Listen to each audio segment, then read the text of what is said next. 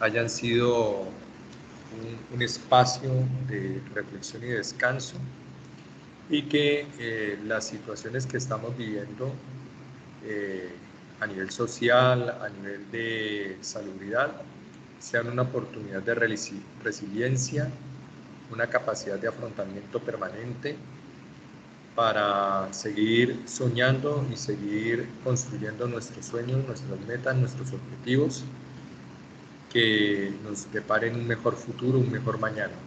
Entonces, importante que podamos encontrarnos. Es muy agradable poderlos tener en el curso, y vamos a mirar a ver cómo podemos interactuar, desarrollar algunas estrategias pedagógicas y didácticas que nos permitan un aprendizaje significativo. Pues no voy a hacer ninguna presentación mía porque todos me conocen, ya han tenido clase conmigo. Vamos a hacer una presentación del curso en el día de hoy y vamos a empezar con alguna construcción teórica. Quiero hacerlo porque esta clase son los lunes y vamos a tener varios festivos durante el semestre y hay que optimizar los tiempos.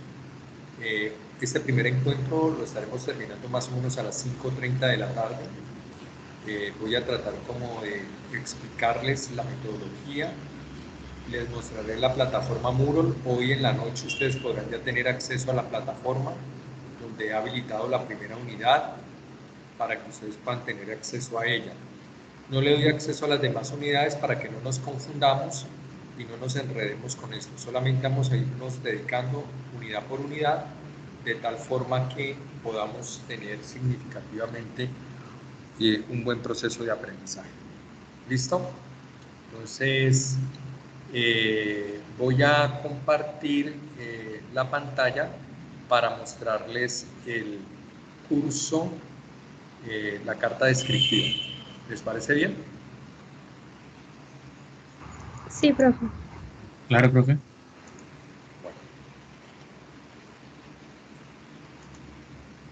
Bueno, acá tenemos la carta descriptiva de nuestro curso Fundamentos Filosóficos 4.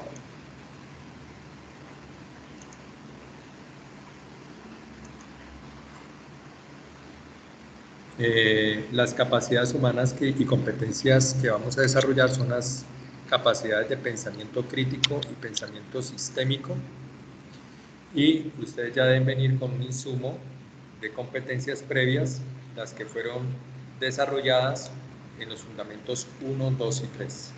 ¿Sí? La concepción del curso, pues vamos a hacer una reflexión en torno a los principales problemas en filosofía de la mente actual, como una ciencia que aporta al quehacer profesional del psicólogo. Para eso vamos a tener como un anclaje teórico que va a tener todas las grandes discusiones filosóficas y científicas del siglo XX y siglo XXI. Eso nos va a permitir poder entender cuáles son las problemáticas y las nuevas tendencias de las ciencias sociales y en particular de la psicología. ¿Cuáles son esos grandes desafíos? El propósito, comprender las posturas filosóficas de la época contemporánea, es decir, la actual, determinando las diferentes concepciones del sujeto que se van construyendo a partir de la historia. La formulación de la competencia, nosotros tenemos en nuestro mapa de capacidades un dominio o un eje sobre el que se mueve el curso de fundamentación filosófica, que es fundamentación filosófica de la psicología, y tiene 4 criterios de competencia. En el primer criterio de competencia identifico las principales posturas teóricas de la filosofía contemporánea. En el segundo,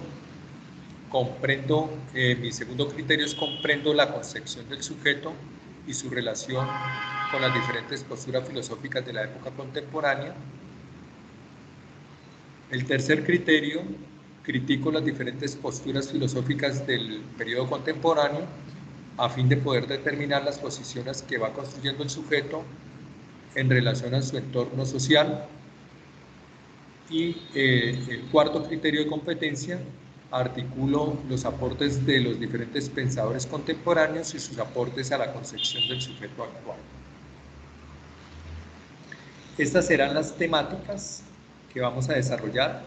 La primera gran temática que vamos a desarrollar es el Círculo de Viena y la Escuela de Frankfurt, y vamos a centrar la discusión en torno a una mirada epistémica que tiene que ver con el constructo social, político, económico, ambiental, como un eje articulador y de desarrollo que se empieza a construir en estas dos grandes escuelas.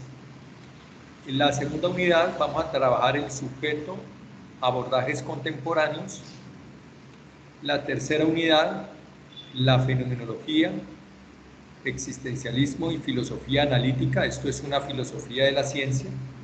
¿Y cuál es el papel del sujeto en esta construcción de filosofía de la ciencia? Y la cuarta unidad será la relación entre sujeto y tecnología. Aquí aparece un elemento muy importante y es las famosas brechas de desarrollo digital que se van construyendo y cuáles son los grandes desafíos para el sujeto.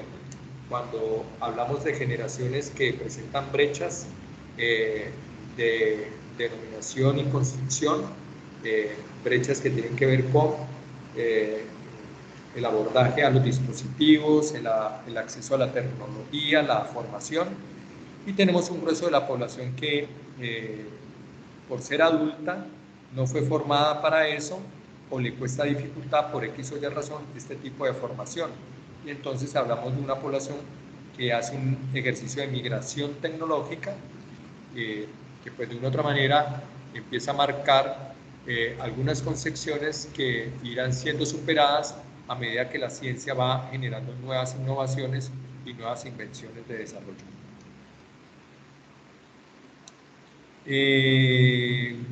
Ahí está la bibliografía base, eso yo lo voy a poner en el proyecto formativo, en el curso del Moodle.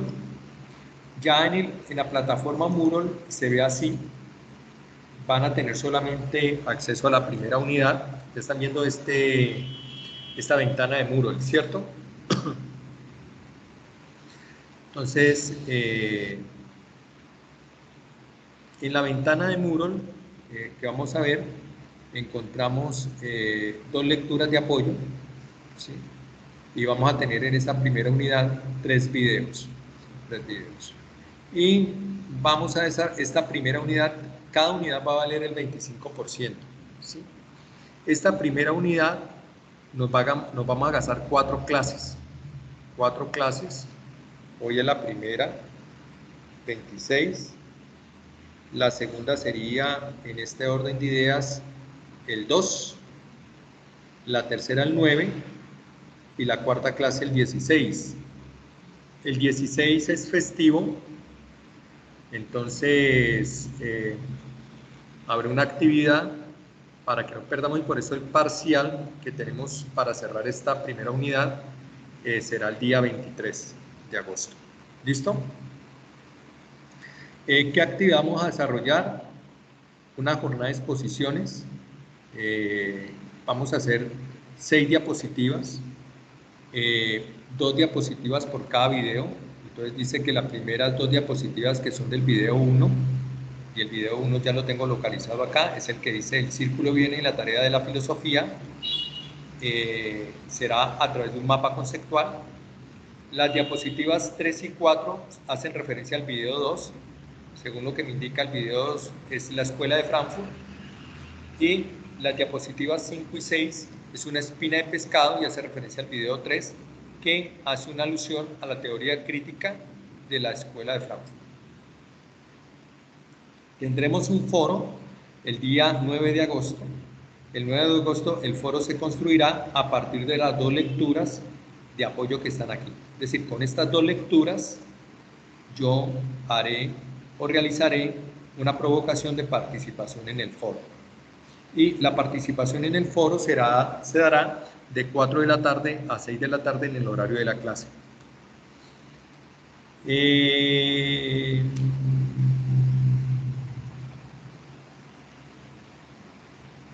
Y tendremos el parcial el día 23 de agosto, 23 de agosto, de 4:20 a 6 de la tarde, y estarán abierto el parcial para el intento de 1 hora por estudiante, es decir, usted tendrá 1 hora en esa ventana de 4:20 a 6 de la tarde para poder presentar su parcial. Será tipo ECAES y será de lo que hemos visto en clase. ¿Qué es lo que hemos visto en clase? Los videos, las lecturas y las explicaciones que yo vaya a hacer en los encuentros sincrónicos. ¿Listo? Eso es lo que van a encontrar habilitado en este primer momento en la plataforma Moodle para poder dar inicio al curso como tal. ¿Dudas, inquietudes? Bueno, hay una cosa importante antes de abrir el espacio para los comentarios que se puedan hacer, y es que la novedad es que este semestre lo que vamos a hacer es las notas que ustedes saquen se promedian y sale la nota del corte. No va a haber porcentajes de nota para el parcial ni para las exposiciones, nada. Solamente serán notas que se promedian y al final del promedio de las calificaciones sale la calificación del primer corte, que ya sabemos tiene un valor del 25%. Ahora sí abro el espacio para los comentarios.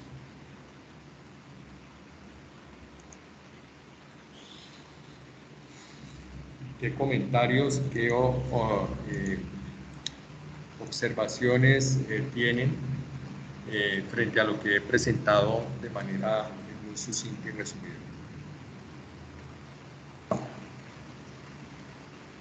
Profe, la verdad no veo ningún inconveniente, esto sí estuvo muy claro y eso pues, empezar. Ok, muchas gracias, ¿oíste? Bueno, entonces la intencionalidad del día de hoy es poder hacer un abrebocas teórico para que ustedes tengan los insumos suficientes y puedan hacer un abordaje de la lectura 1, lectura 1.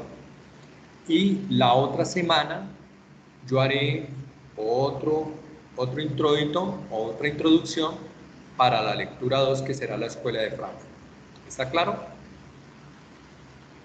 Bueno, entonces este es un abordaje muy básico. Voy a compartir la pantalla para que podamos tener acceso a la presentación que tengo acá. Ahí la tengo ubicada. Por favor, me confirman si la están viendo. Sí, profe, perfectamente. Ok. Sí, profe.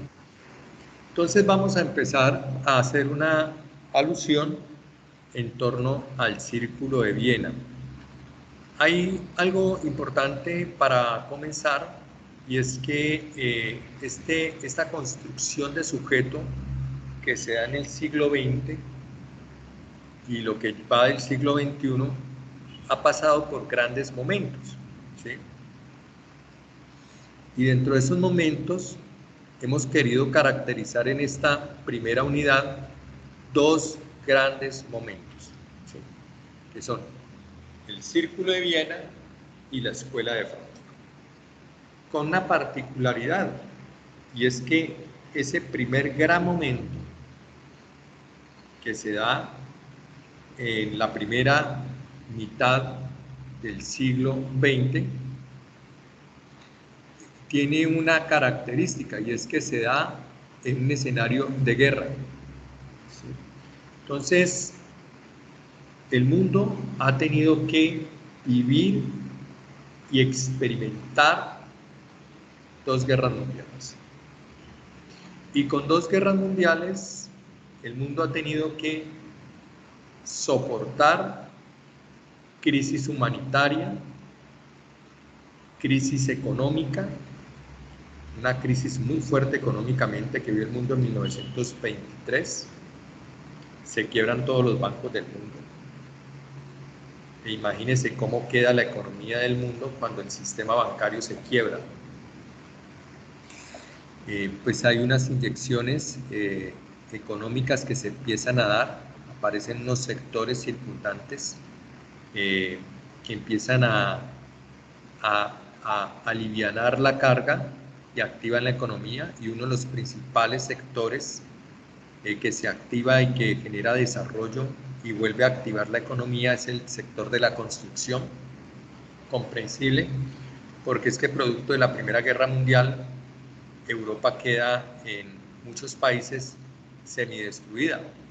Entonces hay que hacer una gran inversión en la reconstrucción de las principales ciudades, y viene a través de la industria de la construcción la inversión de los dineros de sectores privados que empiezan a activar la economía, y con ello empiezan a dar un alivio a los sistemas bancarios y a los estados, que empiezan a circular el dinero. Entonces la estrategia es: se circula a través del Banco Central de cada país el dinero para que la gente pueda tener poder de adquisición, y teniendo poder de adquisición pueda comprar y pueda activar la economía. Eso retribuye en mayores ingresos para los diferentes sectores del comercio, de la construcción y de la producción, y por ende una mayor activación de dineros que estaban fluctuando y que llegan de nuevo a los bancos, que vuelven a robustecerse económicamente. Ese es el fenómeno que se va a presentar, y sobre esa construcción aparecen estos grandes aparatajes como son el Círculo de Viena y la Escuela de Frankfurt. Otro elemento importante y no menor es el que tiene que ver con que después del año 45, cuando ya finalizó un año atrás en la Segunda Guerra Mundial, aparece una estrategia entre dos grandes emporios económicos, el socialismo y el capitalismo representado en la Unión de Estados Unidos,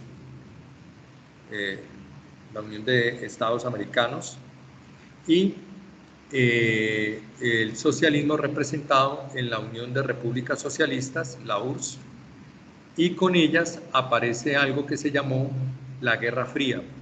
Y la Guerra Fría fue la lucha tecnológica, la lucha productiva, la lucha científica, la lucha económica entre Rusia y Estados Unidos. Inclusive, esa lucha se trasladó a otros escenarios.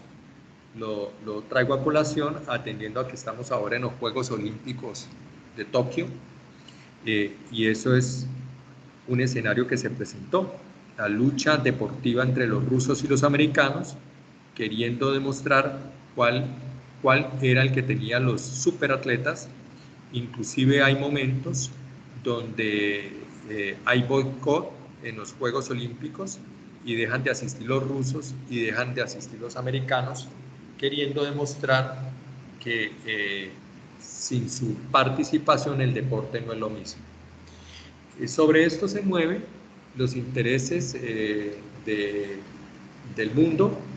Ya entendemos por qué después aparece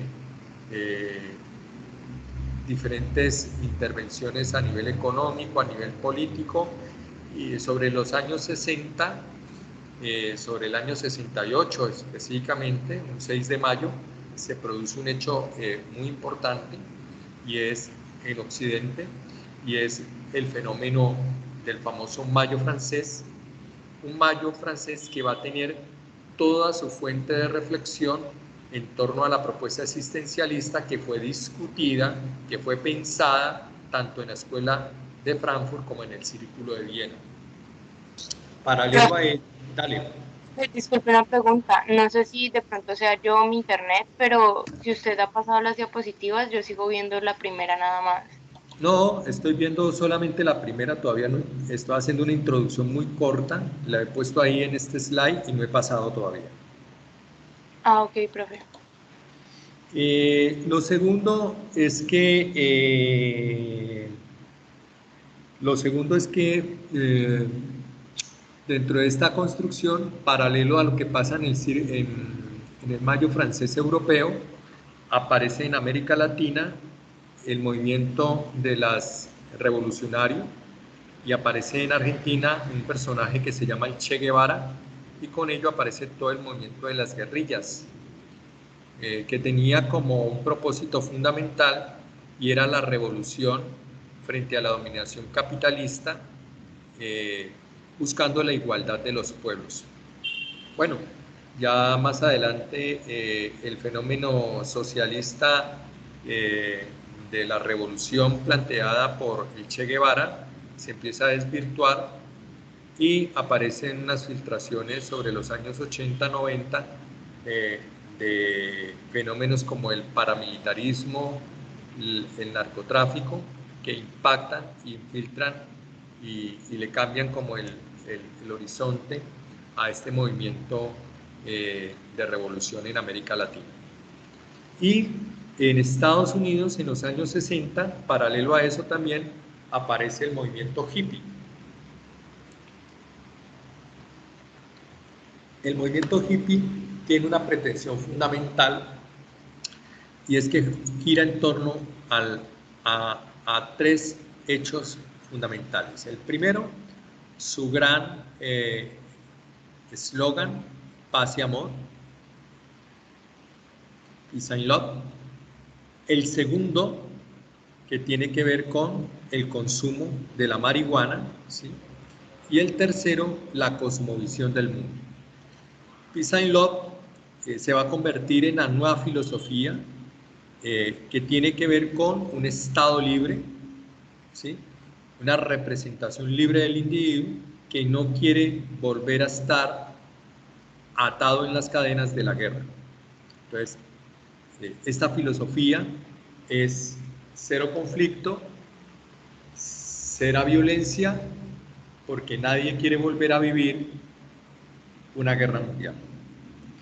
El segundo componente, el consumo de la marihuana, que va a llevar a un estado de enajenación o alienación, y ese estado de enajenación y alienación permitirá pensarnos una realidad diferente a la que estamos viviendo, porque producto de estos dos grandes bloques, socialista y capitalista, aparece un fenómeno y es el aumento de los índices de pobreza.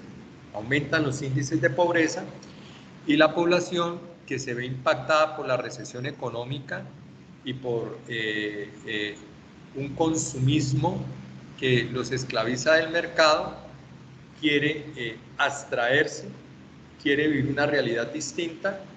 Inclusive hay muchos sociólogos que hicieron interpretaciones, uno de ellos Alan Turing, de este fenómeno, y lo que estoy haciendo es replicando los estudios y la sistematización de información que planteó Alan Turing. Y ahí, básicamente, el consumo de la marihuana era una abstracción de la realidad para hacer menos sufrida la existencia y tener la posibilidad de soñar, de tener esperanzas, de encontrarse con el otro, independientemente si tenía dinero o no tenía dinero. Era la oportunidad de encontrarnos en los mínimos, y esos mínimos era la condición existencial. Y aparece un tercer escenario muy importante que tiene que ver con este desarrollo económico, político, y allí hay un desarrollo económico y político que se empezará a fundamentar en la tecnocracia, y aparecerá pues el desarrollo de la tecnología, el desarrollo de la internet como grandes descubrimientos y grandes desarrollos para las apuestas de un mundo que empieza a interconectarse y empieza a intercambiar las diferentes dinámicas. Ahí en esa gran apuesta, de ese tercer gran momento político y económico, aparece la gran carrera armamentista y la conquista del espacio. Y esa conquista del espacio se da entre estos dos grandes bloques económicos, protagonistas de la Guerra Fría y de las directrices de consumo que va a tener el mundo, Estados Unidos y Rusia. Varios intentos en la carrera de la conquista del espacio, americanos y rusos, buscando llegar a la Luna y explorar lo más pronto posible los otros planetas de la galaxia. Bueno, ya después de los años 90 se une a esta gran carrera de la conquista al espacio el gran gigante oriental, la China, quien empezará a desarrollar primeros prototipos de artefactos espaciales que puedan salir a la Vía Láctea y puedan generar nuevas repercusiones y construcciones de exploración de la vía. Y es básicamente sobre esto donde se construye y se desarrolla la apuesta que va a generar el primer gran círculo, el Círculo de Viena, ¿no? El Círculo de Viena va a ser el punto de partida para poder comprender estos fenómenos posteriores que expliqué, describí, para que podamos entender de una u otra manera cuál es el alcance y cuál es el propósito de esta filosofía y de este desarrollo científico que hoy impacta y que hoy nos trae a nosotros con unas apuestas muy importantes. Hay unos antecedentes. Primero, ¿qué era el Círculo de Viena? El Círculo de Viena era la reunión de un grupo de científicos y filósofos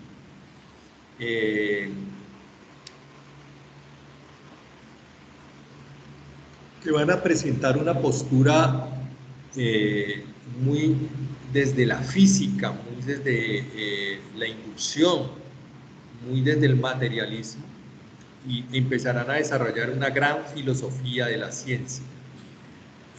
Dentro de los antecedentes aparecen Ernest Mach, que va a plantear una postura fenomenista que plantea que la ciencia solo se trata de fenómenos. Aquí hay un hecho importante y es que los fenómenos se manifiestan a través de experiencias. Es decir, si no hay experiencias, no hay fenómeno, y si no hay fenómeno, no hay ciencia. Esa es la primera gran conclusión de Mach. La segunda es una posición instrumentalista, y es que relata el autor que el fin de la ciencia era la economía del pensamiento. ¿Qué es la economía del pensamiento? Busca enunciar teorías que logren adelantar o logren suponer nuevas experiencias. Es decir, es a través de la sistematización de los fenómenos y de las experiencias donde yo elaboro una economía del pensamiento. Es decir, la interpretación y el análisis de las diferentes experiencias me permiten a mí comprender, entender los fenómenos actuales y los posibles fenómenos que van a suceder. ¿Está claro? ¿Cuál es el propósito de esta economía del pensamiento? Pues establecer una filosofía científica y desarrollar una doctrina que se ubique dentro de lo que se llama el empirismo lógico o neopositivismo.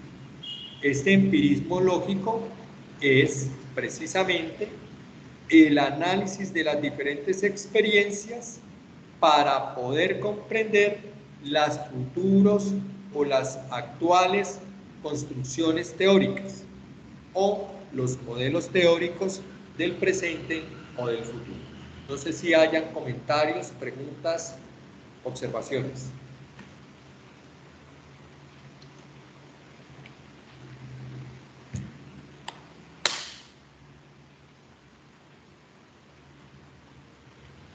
¿Alguien quiere hacer algún comentario?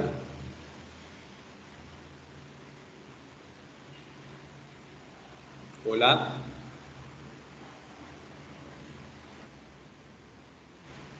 ¿Me están escuchando? Sí, profe. Ok, perfecto. Vamos con la segunda observancia acá, y es la aparición de Schlick.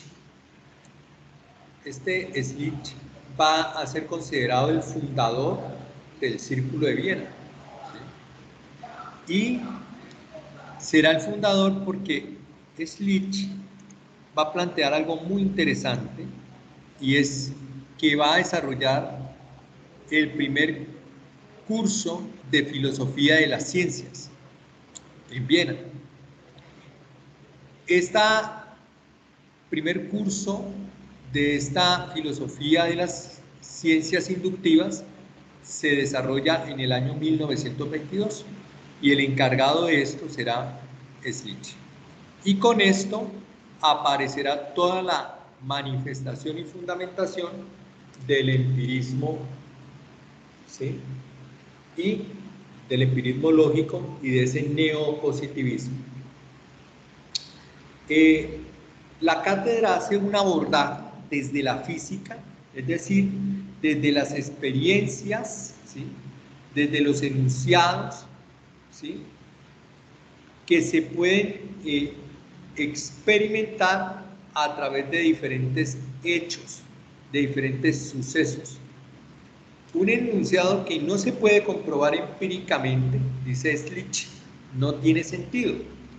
Es decir, solo existe aquello que se puede comprobar.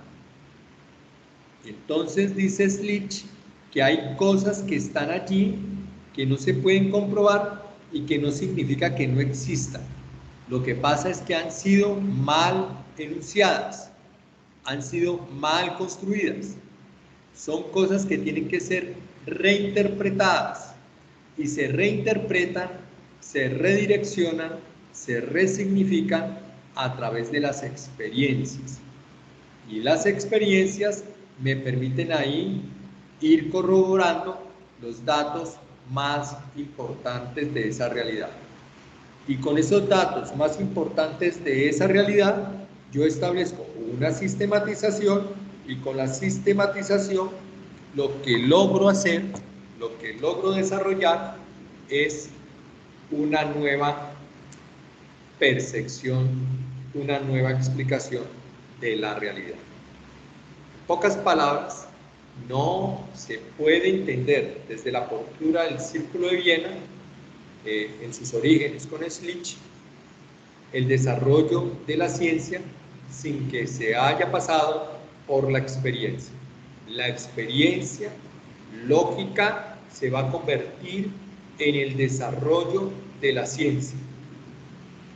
Y ese desarrollo de la ciencia a través de la experiencia lógica permitirá la construcción de nuevos modelos y de nuevas teorías. Pero los modelos y las teorías solo se construyen a través de las experiencias que fueron sistematizadas mediante la observación de los fenómenos.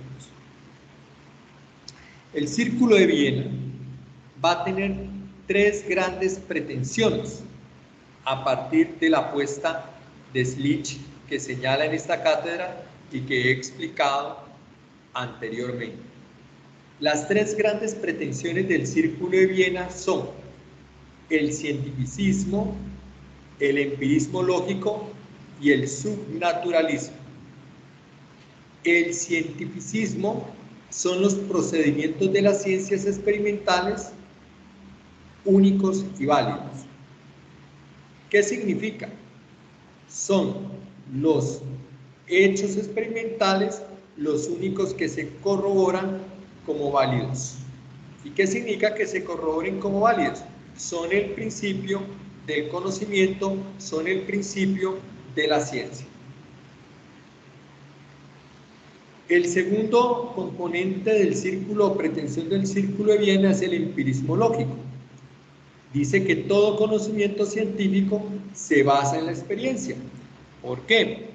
Ya Mach nos lo había planteado anteriormente cuando nos decía que sin los fenómenos yo no puedo comprender las experiencias y sin esa comprensión de las experiencias pues no puedo desarrollar ciencia. Entonces aquí encuentro perfectamente esa coherencia que me permite establecer esa relación entre el fenómeno y la experiencia y el resultado de esa relación entre el fenómeno y la experiencia pues será la construcción científica o el conocimiento científico. Y la tercera gran pretensión del Círculo de Viena es el subnaturalismo. Y el subnaturalismo niega la realidad de cualquier ente no experimentable empíricamente. ¿Qué significa la negación de cualquier ente no experimentable empíricamente? El subnaturalismo lo que hace es negar la metafísica. Va en contravía de la teología, va en contravía de la reflexión y de los análisis que se construyen a partir de las reflexiones humanísticas. Lo más importante será el conocimiento científico, los hallazgos de este conocimiento científico que se pueden comprobar a través de un método, el método empírico lógico. ¿Dudas, inquietudes, comentarios?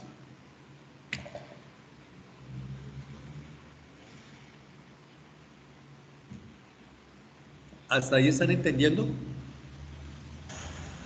Profe, ¿me podría Por mi parte, sí, pues. ¿Quién va a preguntar?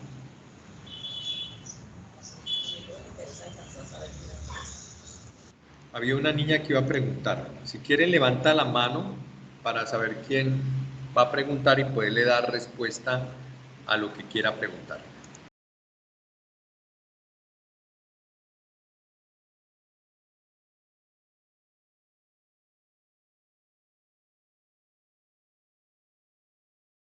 Pensé que alguien iba a preguntar. ¿Listo? Entonces voy a continuar. De una vez les digo, muchachos, si hay alguna cosa que no entiendan, no les dé pena, pregunten. Profe. Dale. Profe, yo sí tengo una pregunta. Es que... ¿Quién eres tú? Luisa. Ok. Es que más o sea, antes usted mencionó que, digamos, este personaje decía que,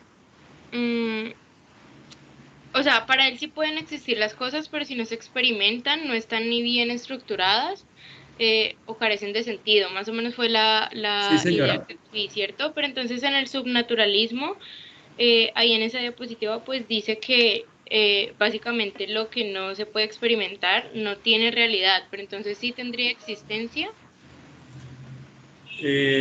Lo que pasa es que el subnaturalismo es una negación del componente metafísico. Al no poderse comprobar, no existe. Para el Círculo de Viena no existe. En ese inicio del Círculo de Viena. ¿Listo? Es decir, el subnaturalismo ya, como es una construcción metafísica, ¿sí?, supone una construcción que no es fenoménica, ¿sí?, que es abstracta. ¿Y qué significa que sea abstracta? Que o es teórica, o es de fe, o es dogmática. Al no ser empírica lógica, pues no puede ser reconocida como una fuente del conocimiento. Entonces, hay una negación clara de la construcción metafísica y teológica de los primeros autores y pensadores del Círculo de Viena. ¿Está claro? Ok, profe, gracias. Con mucho gusto. Bueno, continúo.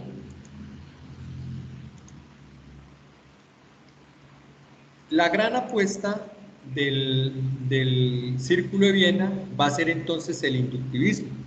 Espera un momentito, acá me ubico para poderles señalar el inductivismo. Y el inductivismo elabora conclusiones generales a partir de enunciados observacionales. ¿Qué significa? Va de lo particular a lo general. Es decir, la construcción del conocimiento científico solo se logra a través de la experiencia empírica. Y la experiencia empírica debe partir de una observación, ¿sí? Entonces, aquí aparecen esas 4 etapas, como lo pueden observar, de este conocimiento inductivista, y son la observación, ¿sí? ¿Qué hago con la observación? Miro los hechos empíricos, los relaciono, miro su recurrencia, es decir, su repetición. Cuando yo miro que se repiten constantemente, aparece lo que llama Mensch, un fenómeno, y los fenómenos me permiten dar una explicación de esa realidad empírica. Después, ¿qué hago con esos fenómenos que se repiten? Con esas observaciones recurrentes. Pues hago un análisis y clasifico los hechos. Bueno, esa clasificación de los hechos nos permiten a nosotros en el mundo de la investigación establecer variables, variable independiente, variable dependiente, nos permite establecer cuáles son las teorías, en el caso de la investigación cualitativa nos permite establecer las categorías de la investigación, las subcategorías, etc. Después de que yo he hecho esa caracterización y categorización del fenómeno a través del análisis que hago de esos hechos observables recurrentes, aparece una derivación inductiva. ¿Y qué es la derivación inductiva? Es cuando yo empiezo a mirar la relación entre los diferentes resultados aplicando ese hecho observable en otros contextos, con otro tipo de población. Y ahí yo empiezo a observar qué tan similar o qué tan diferente es el resultado. Y puedo establecer un control. Esa derivación inductiva me permite generalizar los hechos y esa generalización de los hechos los hago a través de las leyes y aparece toda la construcción teórica. Y lo que hacemos en la última es que la explicación de esas leyes y esas teorías que empiezan a emerger a partir de esos hechos se contrastan y en esa contrastación o se refutan o se confirman. Eso más adelante lo vamos a trabajar con dos grandes pensadores. Uno es Karl Popper, hablando de la refutación o el falsacionismo, y el otro es Hempel, que nos va a hablar de la confirmación. Bueno, ya la confirmación sería la teoría como tal y eso no tendría ningún tipo de discusión. Pero nótese que se llega a la teoría a partir de la experiencia y a través del hecho empírico, inductivo. La corriente opuesta a esto es el deductivismo. Eso es lo que contrapone el Círculo de Viena, lo que debate el Círculo de Viena, porque es que el deductivismo lo que dice es que se parte de las teorías y son las teorías las que contrastan las experiencias. Es decir, las experiencias tienen sentido si hay un constructo teórico. Y esa es la gran negación que hace el Círculo de Viena. No puede ser que las teorías indiquen o contrasten la experiencia. Es al contrario, es la experiencia la que contrasta y refuta las teorías o las confirma. ¿Dudas, inquietudes, comentarios?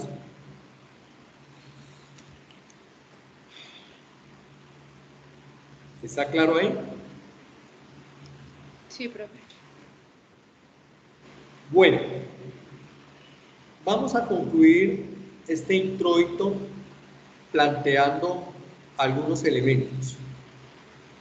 Aquí al lado derecho podemos observar una particularidad y es que el Círculo de Viena plantea una postura a favor del conocimiento científico. ¿Por qué? Porque parte de hechos empíricos comprobados que se fundamentan en un inductivismo. Y ese inductivismo pues utiliza toda la lógica del método científico. Lo que se necesita es una reflexión en torno a los fundamentos de la ciencia. Eso es lo que va a plantear el Círculo de Viena. Bueno, ya tenemos los datos empíricos, pero ¿qué hacemos con esos datos empíricos? ¿Cómo estudiamos los fenómenos? Pues tenemos que mirar y hacer una reflexión de esos fenómenos y ahí aparece el gran aporte de Mech y de su gran predecesor y fundamentador que es Edmundo Husserl, el alemán, cuando habla de la fenomenología, estudiar el fenómeno porque el fenómeno me permite comprender los resultados y al comprender los resultados puedo establecer una teoría, explicarla y de una u otra manera entender y comprender sus posibles variables con el cambio de población. Y eso sí que son los fundamentos de la ciencia. Por ende, el conocimiento científico se estructura a partir del fisicalismo, que son las verdades formales y las verdades de hecho, las que se encuentran en la realidad experimental. Entonces, el fisicalismo son las verdades que yo encuentro a través de la experiencia. Y esa experiencia es corroborada a través de la recurrencia, es decir, de la repetición del fenómeno. Es a través de esa repetición del fenómeno donde se da la validez del método. Y ese método parte de una hipótesis. Esa hipótesis pues ya mira la recurrencia de los hechos experimentales y emergen las famosas leyes. Es decir, cuando yo observo diferentes experiencias que se repiten, hago un ejercicio lógico de relación para determinar cuáles son los elementos que permiten la repetición de esos hechos y aparecen las leyes. Esta teoría del círculo de Viena, en su génesis o en sus inicios, es contrarrestada por otro de los limitantes o de los pensadores de este círculo, que es Karl Popper. Y Karl Popper va a plantear la crítica del método, se da a través del falsacionismo, es decir, esta apuesta del círculo de Viena que reduce en sus orígenes todo al empirismo lógico, es decir, al hecho observable y su recurrencia, tendrá que pasar por algo que él llamará el falsacionismo o la refutación. ¿Qué dice el falsacionismo? Pues que se deben falsear las leyes porque algo es científico si se logra demostrar mediante una refutación de la ley. Es decir, cuando yo refuto una ley, encuentro una respuesta o una solución para mirar un posible punto de contingencia y allí es cuando aparece la confirmación de ese hecho observable y se genera el hecho científico. Pero esos hechos observables y científicos que pasaron por la falsación no son permanentes, van a cambiar y se explorarán cambios a lo largo de la historia, a lo largo del tiempo, porque todo en la vida va cambiando. Otro autor que se contrapone a la apuesta del Círculo de Viena es Thomas Kuhn, que era un físico, y Thomas Kuhn va a plantear que las cosas cambian y con ellas la ciencia. ¿Qué significa? Que las cosas cambian y con ellas la ciencia. Que se experimentan verdaderas revoluciones científicas y esas verdaderas revoluciones científicas nos van a generar nuevos paradigmas y nuevos modelos teóricos. Pero esos nuevos modelos teóricos y nuevos paradigmas solo podrán ser comprendidos, solo podrán ser interpretados a través de una revolución científica paradigmática que se nutre o se fundamenta en el falsacionismo de Popper.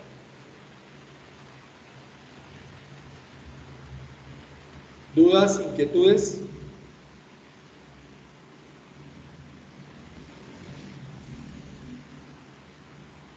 No, profe. Bueno. Profe, Dale. cuando se refieren a las leyes, o sea, ¿a qué hace referencia? Las leyes son la sistematización de las experiencias, se encuentran unos principios, unos axiomas, y esos principios, esos axiomas, esas categorías, esas variables, son las que se convierten en leyes.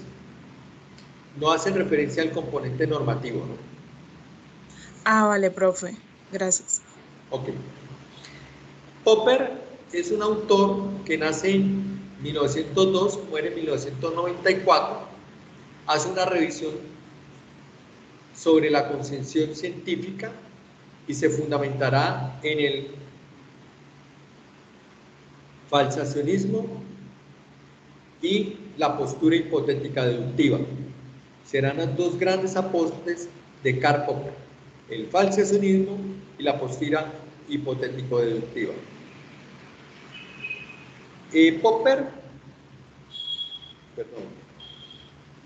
Popper se convenció del carácter hipotético de las teorías científicas.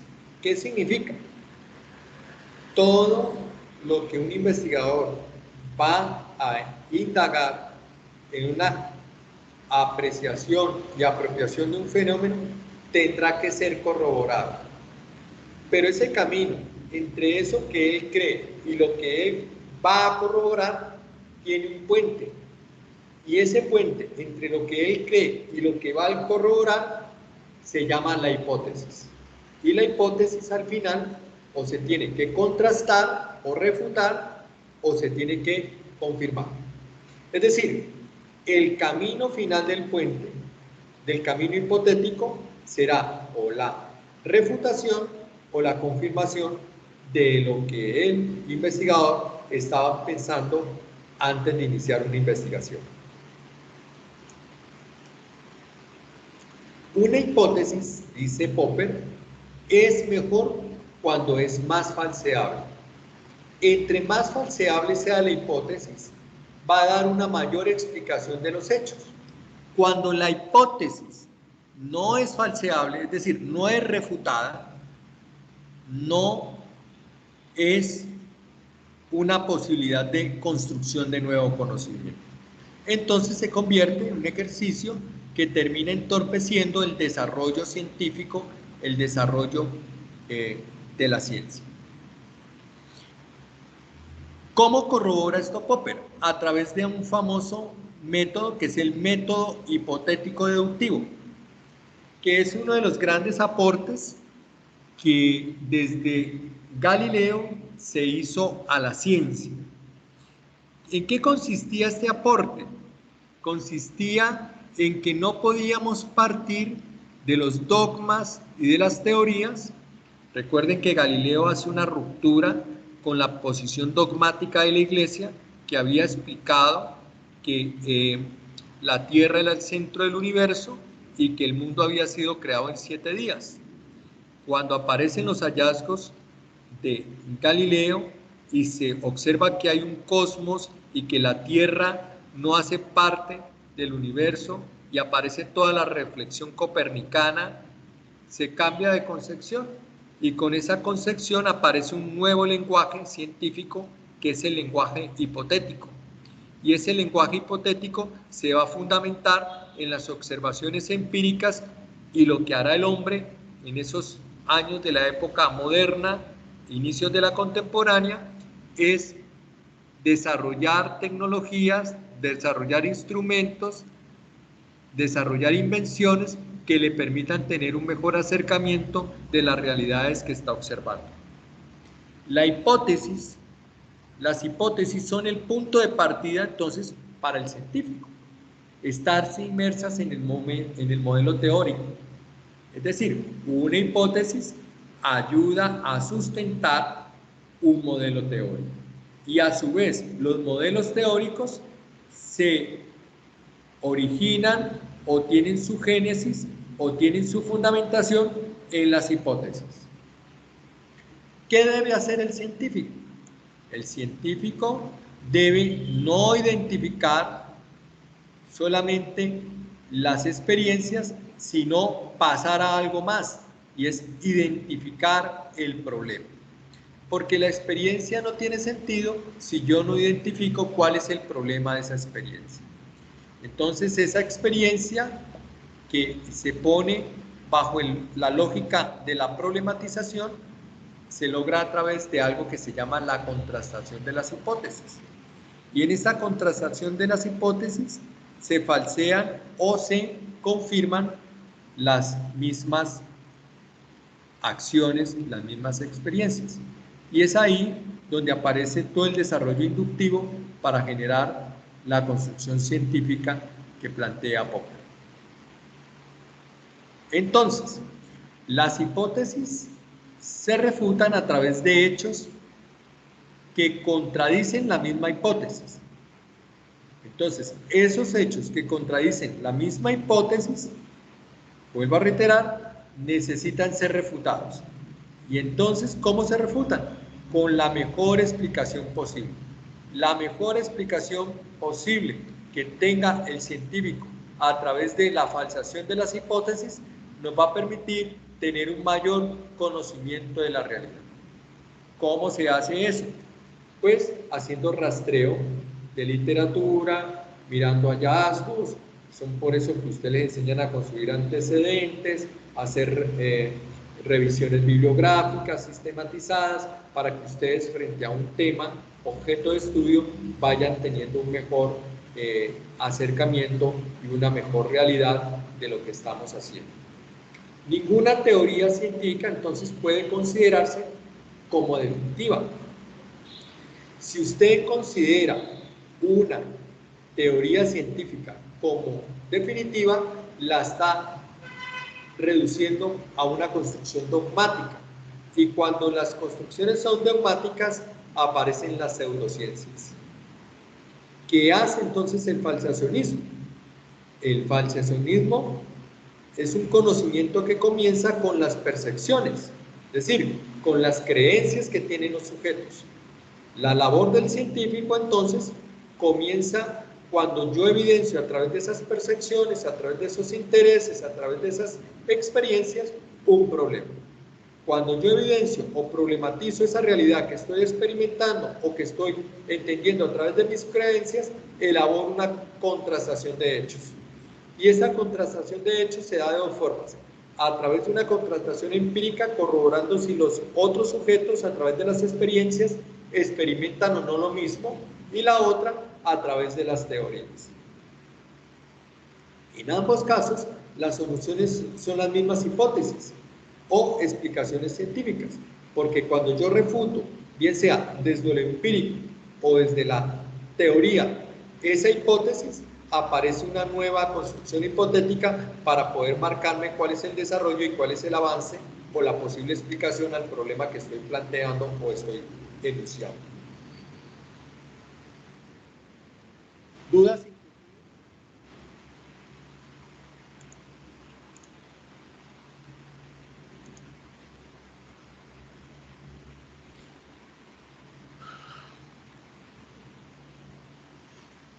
¿Qué comentario usted? ¿Cómo les está pareciendo esto? Dale, Juan Pablo. Sí, profe, entonces se podría decir que con Popper se le da fin a este movimiento del Círculo de Viena. No, no es que finalice, porque Popper es uno de los actores del Círculo de Viena. Lo que pasa es que evoluciona el Círculo de Viena. Los dos primeros autores que yo mencioné, Mensch y Schlick, son los fundadores, ¿sí? Pero el círculo en su concepción y en su filosofía va avanzando.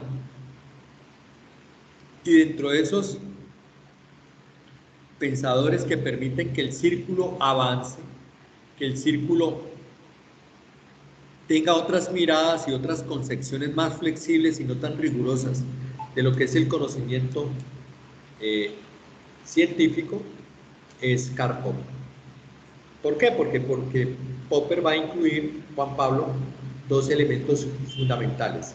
Uno, como lo mencioné, el falsacionismo, que es la capacidad de refutar las mismas hipótesis, que se puede hacer refutación a través de la experiencia, de la misma hipótesis empírica, o a través de la hipótesis teórica, que es cuando yo leo los teóricos, leo las teorías, las leyes, y yo las contrasto, ¿sí?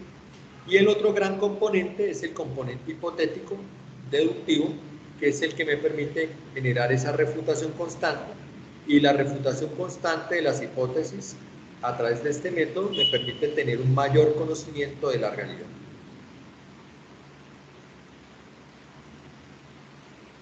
A medida que vayamos avanzando, recuerden que hoy estamos en un introito, un elemento muy particular, pero a medida que vayamos avanzando iremos comprendiendo mucho mejor eso. ¿Te queda claro, Juan? Sí, profe, muchas gracias. Con mucho gusto. ¿Quién tiene otro comentario, otra observación?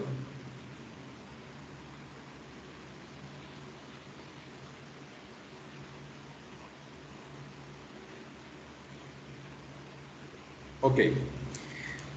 Este era como el ejercicio que tenía previsto para el día de hoy. Ahí les va a quedar la grabación y ya hoy en la noche o mañana en la mañana ustedes tendrán acceso a la plataforma Moodle. Yo ya los matricularía para que ustedes puedan tener acceso a la plataforma Moodle y puedan acceder a las 2 lecturas y a los videos. ¿Listo? La próxima semana yo terminaría de explicar esto del Círculo de Viena y empezaría con la Escuela de Frankfurt para que ustedes tengan los insumos y el material necesario y puedan tener una buena participación en el foro del día 9 de agosto. Muy bien, profe, muchas gracias. Con mucho gusto. A partir de la próxima semana dejaré un formulario en cada clase para registrar la asistencia de ustedes. ¿Listo? Listo, profe. Que pasen un feliz día, me alegra verlos.